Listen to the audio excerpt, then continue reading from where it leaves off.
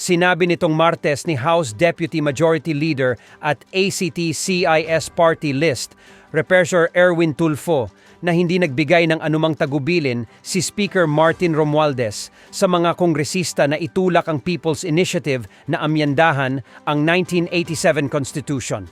Wala namang instructions na ganun na let's do this, let's push this, may regalo sa SONA. There's no such thing. Last I heard, when the House leadership tsaka mga political party leaders, hindi naman napag-usapan yun na pipilitin na magkaroon ng People's Initiative na kailangan ng signature campaign. Mayroon namang move-ons talaga na, well, they were accusing na it's Speaker Romualdez doing this and that. May mga nagsasalita naman na it wasn't the Speaker actually na who initiated this. Kakasyak! Ito po yung naging reaksyon ni Senadora Imee Marcos sa naging pahayag ni House Deputy Majority Leader for Communications Erwin Tulfo na wala sa likod ng maanumalyang People's Initiative ang House Speaker. Narito ang balita ni Franco Baranda. Hindi naging maganda ang pagtanggap ng publiko, maging ng ilang opisyal ng pamahalaan sa kontrobersyal na People's Initiative na layong amyendahan ang konstitusyon. Pero pagtatanggol ni House Deputy Majority Leader at ACT-CIS Representative Erwin Tulfo, hindi naman daw si House Speaker Ferdinand Martin Romualdez ang nanguna rito. Kasunod ng pagsabi na posibleng naninira lang ang kung sino mang nagpapakalat ng impormasyong ito. Ikinagulat naman ni Senador Imee Marcos ang naging pahayag ni Tulfo sa ginawa nitong pagdepensa kay Speaker Martin Romualdez sa maanumalyang People's Initiative. Speechless ako, nakakashock masyado. For a change, wala akong masabi. Kasi, alam naman natin lahat. Naku, hindi naman nakulang ang video sa expose. Katutak na ang video, katutak ang retrato, katutak ang testigo, lahat magsasabi. Tinext tayo lahat ng Office of the Speaker, nag-aalok ng 20 million, ang liwa-liwanag. Tapos yung mga nagpa-follow up, Office of the Speaker na naman nagpa-follow up, pass your paper by January 12. Anong sekreto doon? Anong walang kinalaman yung Speaker? Dagdag pa ng Senadora na tila nagpapahinga o naglilo muna ang mga may kinalaman sa kontrobersyal na pangangalap ng pirma. Sa bagay, nagbago na rin. Hindi na ngayon, lie low na daw yung mga kongresista, lie low na daw yung pinagsabihan mga city mayor. Ang nagpa-follow up ng pirma ngayon ay mga DPWH kontratista. Bira. Ano ba yan? Ano ba yan? Nagka-booking ngayon? Nako, para mag-pre-qualify ka, kailangan may 20,000 signatures ka. Ano yun? Sinagot rin ni Senador Imee Marcos ang bali-balitang dismayado raw sa kanya si Speaker Romualdez dahil sa tila pagkampi niya sa mga Duterte. Alas ko na may tampo sa akin. Sinabi ko naman ng loud and clear na hindi na tama ang ginagawa ninyo kay VPSARA at kay Presidente Duterte. Hindi tama yun. Hindi naman nakikipag-away. Sinasabing napakatapang ng mga Duterte. Matapang nga, bait-bait sa atin. Wala nang ginawa kundi tumulong. Nakipag-alyado, kaya nakabalik. Ano pang gusto mo? Ba't natin inaaway ang hindi nakikipag-away? Nagalit sa akin. Bakit daw ganon? Mas Duterte pa daw ako kesa sa Marcos. Sa loob-loob ko, hindi ka naman Marcos. Hello. Lagot na! Nagmano kay Doc Lorraine. Ayan. Sa huli ay ibinahagi ng Senadora na mas maraming mahahalagang bagay ang mas kinakailangang bigyang pansin ng pamahalaan kumpara sa iba't ibang isyong kumakalat sa mga pahayagan. Para sa Diyos at Pilipinas ko mahal, Franco Baranda, SMNI News. And once the Supreme Court declares it unconstitutional, paano daw nila babalik sa 60-40 yung kanilang mga investments? So, may rason. So, may mga mabibigat din na rason. And that's why we are open with the leadership of the Senate. We had several meetings with the senators after. We are open to discussions on the amendment of the Constitution on these particular provisions. But we are going to do it separately, voting separately. And that is why we have prepared a resolution now signed by myself, Senator Lauren Legarda, and Senator Sani Angara on the economic provisions, amendments of the economic provisions of the Constitution. So with this, we had asked the majority members had asked Senator Sani Angara to lead the subcommittee on the Committee on Constitutional Amendments to tackle this particular issue. We chose Senator Sani Angara kasi kailangan talaga natin dito ay abogado. So, with due respect, hindi ko pa nakakausap si Senator Robin Padilla. He's still abroad. But when he comes back, kakausapin po namin siya at magre-request po kami na kung pwede, para dito sa usapin na ito, we will ask a creation of a subcommittee for this purpose. So, just to make a long story short, we had a meeting, the chain of events that had happened. So, nakipag-meeting po ako kay Presidente noong Tuesday. And I raised the alarm about the People's Initiative. He was very gracious enough to meet with me, and we discussed how we can diffuse the situation. in fairness to the President, hindi niya po alam na yung People's Initiative language was to diminish the powers of the Senate. And after that, he asked me to meet with the Speaker. We met with the Speaker. I met with him on Tuesday evening, after which we had lively and vigorous debate on the issue. And we all decided to meet with the President once again at 3 p.m. in Malacanang last Thursday.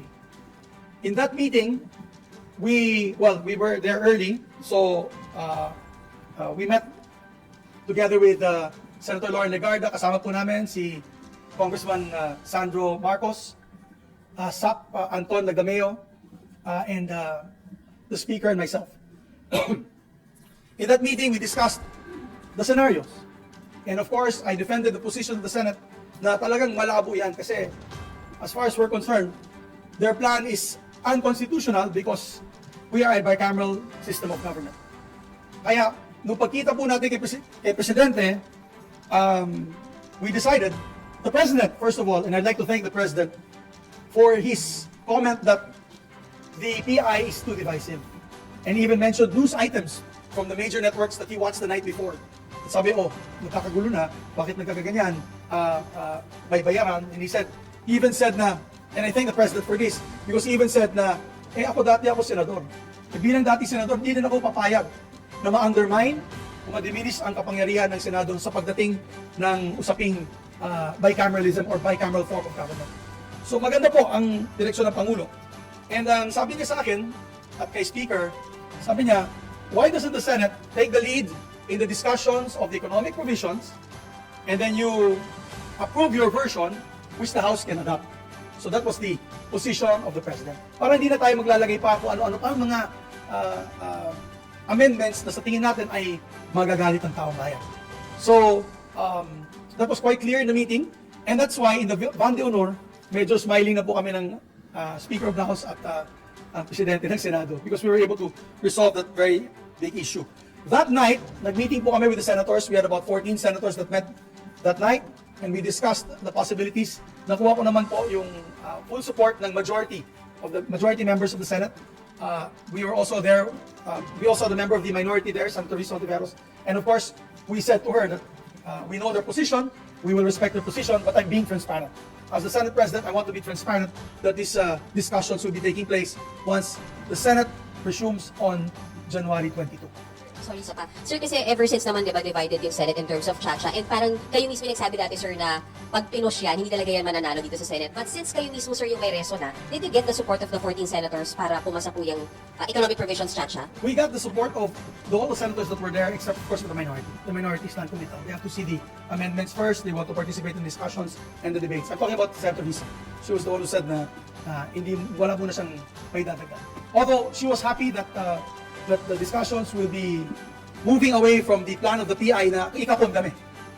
Happy po silang lahat na ang sinabi ng Pangulo na dapat dito na tayo sa ganitong klaseng proseso. Hindi po yung sa gusto ng people's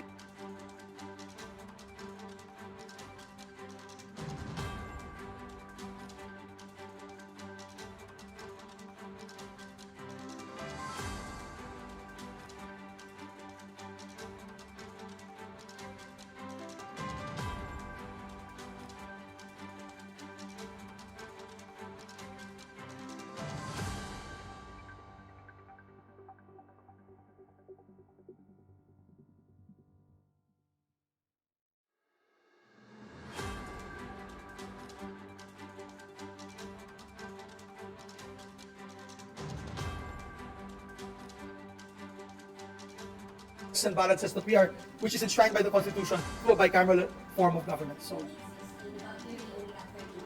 no, we need a total of 18 votes when it comes to amending. Kasi 2/3 ang 16, 3/4 is 18.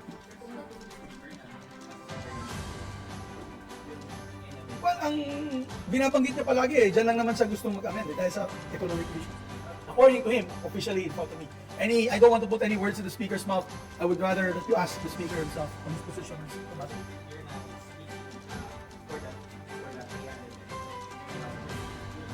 Nandun din naman si Sandro. So Sandro is a senior Deputy Majority Floor Leader. And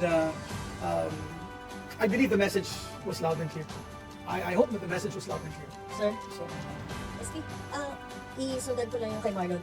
During that meeting, was there a commitment given by Speaker Romualdez na they will not support in any other way yung PI? Because according to Pirma, they are working on this, on the PI, in coordination with the Congress. I no longer want to fight with my colleagues in Congress. 1 week po ako hindi nakakatulog.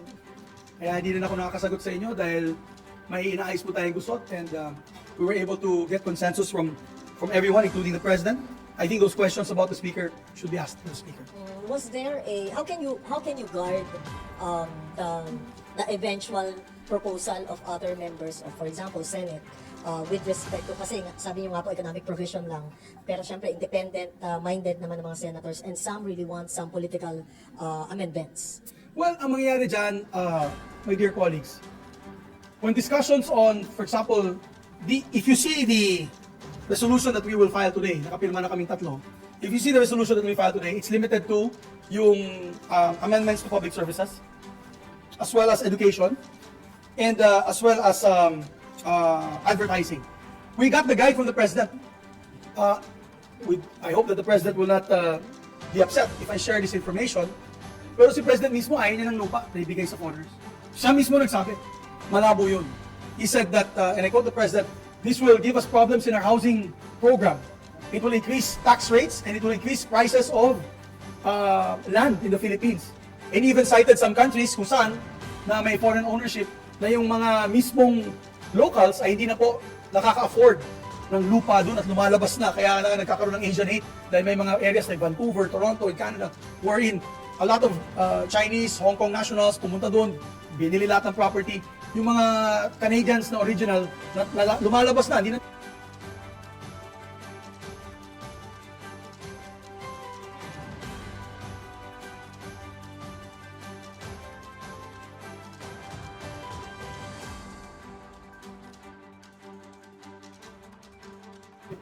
And even media, sabi niya, ayaw din niya ng media kasi kung may foreign ownership of media, baka mag-influence peddling pa yan dito on certain agendas. So ayaw din yan po yun. So we're limiting it, as far as the Senate is concerned, in that Thursday night discussion, we're limiting it to the scope of the Public Services Act, education, because we feel, lahat po kami naniniwala, na bakit hindi makapasok ang Harvard dito, ang Yale, ang Stanford.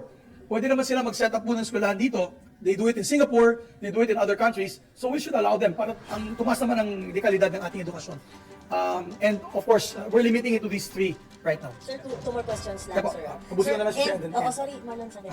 Sir, so pumayag doon si Speaker na, in the first place, aware si Speaker na merong ganitong resolution and he agreed na in the end, at the end of the day, they will just vote according to your version. Ganun po. That was the agreement that we had made in Malacanang on the 11th of January at 4 p.m.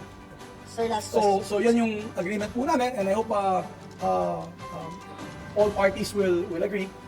And we thank the President for that. Because at totoo dyan talaga magkakaroon ng constitutional crisis. Hindi po talaga papayag. Alam mo, lahat ng mga kasamahan ko, atat na umatake. At sabi ko sa kanila, pag lumaban tayo, there's a point of no return. Kasi kung magkakainitan ng dugo ang House and Senate, paano natin may papasa yung mga batas natin?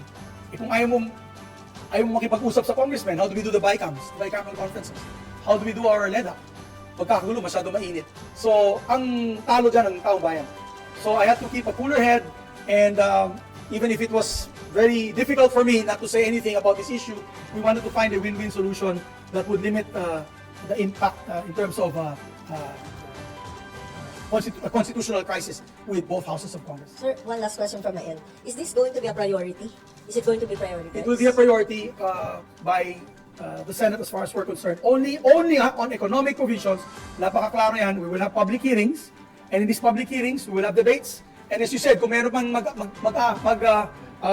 propose ng controversial dito sa Senado, term limits or removal of term limits or change of government, I'm sure the members of the committee, the subcommittee, or kung gusto ng ating mga kababayan, gawin natin na committee on the whole to be presided by myself and Senator Angara, we can put it on a vote. And obviously, 18 votes at each time. Sa committee level, para paglabas ng committee report, that was voted upon by 3/4 of the members, yung final committee report, and then we'll put it in plenary and make a vote on it again for 18 votes, or for 3/4 vote. Well, I cannot predict what my colleagues would be saying, but I think the simpler the amendment, the easier to get 18 votes from my colleagues.